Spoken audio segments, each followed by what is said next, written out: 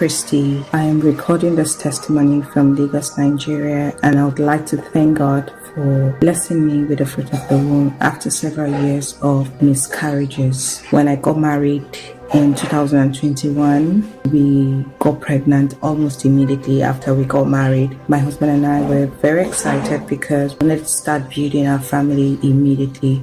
So we're excited about it. But men and brethren, that was not to happen because a few months afterwards, we lost the pregnancy.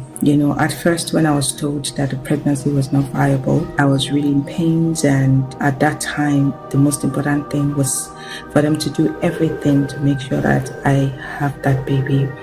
But after the evacuation was done and I faced reality, the most important thing on my mind at that time was how to survive, because with the evacuation came several complications. I couldn't sit, I couldn't walk anymore, I couldn't hold anything anymore, I couldn't sleep. I was placed on very high drugs, medications to help me sleep at the hospital, and it continued for a very long time. And at a point, the hospital was perplexed. They were wondering why all of this was happening, and I was even sent to another hospital, bigger hospital, to conduct the MRI and all of that, just to confirm that no nerve or no part of my brain was affected. And at the point where my husband was so worried because I was using a wheelchair afterwards and all of that. Fast forward to so many events after that. Miraculously, by God's Spirit, I got healed and I was back again. And then I got pregnant the second time. We were so excited about this pregnancy, but again, we lost the pregnancy. And then the complications came with losing the pregnancy. I was having issues moving, walking. My husband would practically take me to the washroom or anything I needed to do at that point. My husband would hold me and he was teaching me how to walk again, just as though I was a baby. It was really a very terrible time. And at that point, because I didn't like my state, I would stubbornly want to do things, hold things, assist in the house. And, as a result of that, I was breaking things because I couldn't hold that. My grip was not strong at all, and that happened with the second pregnancy, and we lost the pregnancy. And then we got pregnant the third time, and this third time was hell. If I had faced different issues in the past, this one was like times 1,000. It was something else. And when we got pregnant this third time, we lost the pregnancy. But because of the trauma that we had in the past with evacuations and all of that, we decided that this time around, we spoke to the doctor and he said, well, I could give you some pills and, it will take out the fetus without, evacuation. I said, okay, let's try that. And then that was it. And men and brethren, I bled for 7 months. 7 months. The hospital, the doctors could not even know. They could not detect where I was bleeding from, why I was bleeding. They couldn't detect. Even when they tried to do everything to check, they could not detect why I was bleeding that much. I remember one of the days my husband and I had gone to church to worship, and as usual, I would tap him to take me to the restroom if I needed to use the restroom, because I wasn't very strong at the time. And as I tapped him and he was about helping me up, he just signaled that I sit down. And I was wondering what's up, only for me to look around on the chair. The blood was so much that it was dripping, it was dripping. It was out, like it was coming out from my body, dripping on the floor. It was so much. Quickly, my husband took off his jacket, cleaned the chair, and took me out of church. The idea was to quickly take me home, clean me up, and take me to the hospital. But again, that was not to be. As soon as we got home, the bleeding became like times 100. I was bleeding from everywhere, from the staircase into the sitting room, blood everywhere, into the room, the restroom, everywhere was filled with blood. It was as if a tap was opened and blood was pouring out of me.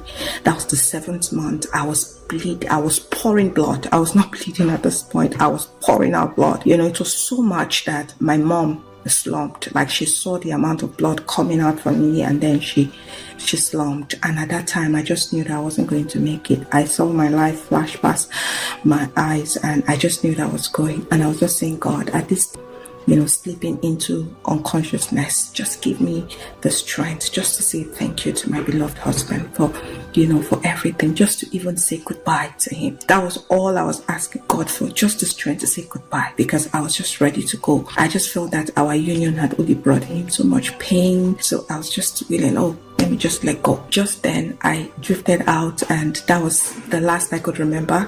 I went out of this world. I was out there. My husband and other people would confirm that I actually died at that point. And I noticed that my spirit was hovering around the sitting room. I saw my husband screaming for help, running around, calling neighbors. I saw some of my neighbors coming. They took water from the fridge. Some took ice blocks, some took spoons, trying to, put it in between my teeth. I was calling. I was like, can't you see me, babe? Can't you see me? He couldn't see me, And while I was rushed to the hospital, life came back into my body. And that was how I came back to life. At that point, we wanted to take a break because the whole thing had taken a toll on us as a family. We didn't want any of the pregnancy story again. But as a mother, as a woman, I really wanted to carry my baby. I desired to carry my baby. I wanted to carry my baby. We started again going to the hospital, meeting with consultants to know what the issue was. And Pastor Jerry, it was from one surgery to the other. Funny enough, they were not seeing anything, but they would just tell me, let's do this one, let's try this one, we'll try this one, and they wouldn't see anything. They say, let's try this one, we'll try that one. They wouldn't see anything.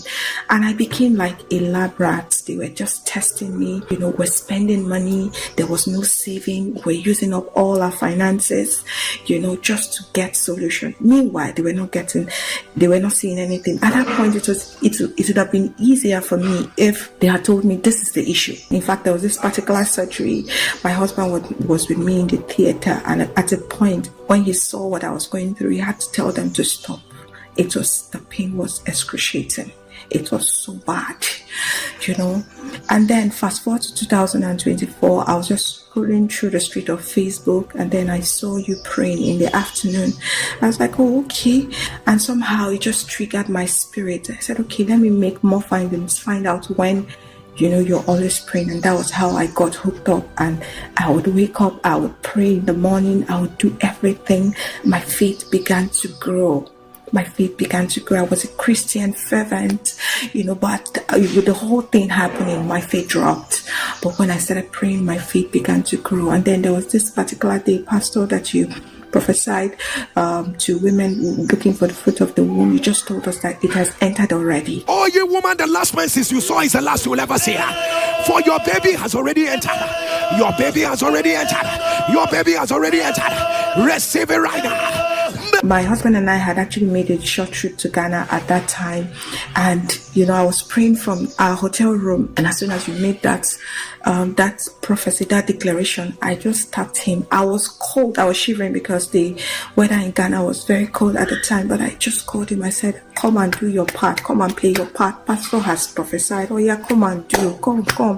And that was how we got pregnant. I realized that we were pregnant, and we were excited about it. But then again, Pastor, oh my God, the story started again. I was having the same feeling. There's this strange sensation I feel whenever I get pregnant. It will look as if I was sitting, or I am sitting in a pool of water, as if I'm sitting on a river. Then as soon as I had this one, being the 4th pregnancy right now, I still having that same feeling, that exact same feeling came, at the point my faith was almost going down. It's like, God, not again. I can't lose this pregnancy. And then I listened to the testimony of the woman who had a growth, I think, and then she tied the sound box around her neck. Yeah, something like that. So that night when I slept, I took my gadget, I wrapped it around my stomach, and then I told my husband, as a prevention, I sleep off, please just keep replaying this for me. And that was just how the journey, continued until my faith grew to the point that I became angry in my spirit. Higher. I became angry in my spirit, not again. I said, the devil, you cannot use me. You cannot use me. You cannot use me as your playground. Not anymore. And then I petted my baby. Oh my God. It was so seamless that even on the day I had her, I was walking. Can you imagine? I was walking. Can you imagine? Labor came. We went to the hospital. In a space of 45 minutes, less than that even, I had her. The most beautiful baby you would ever set your eyes on. God gave her to us. Pastor, I'd like to thank you. I really like to thank you. You've inspired me so much to pray. You've grown my faith and that of my family. And I would like to return my daughter back to the Lord. I want to return her back to the Lord. I'd like to thank you for being an inspiration, not just to me, but to this generation. I'm dedicating her again on this altar. She belongs to the Lord. She will do great and mighty things for the Lord and for the gospel. Thank you so much for listening. God bless you, sir.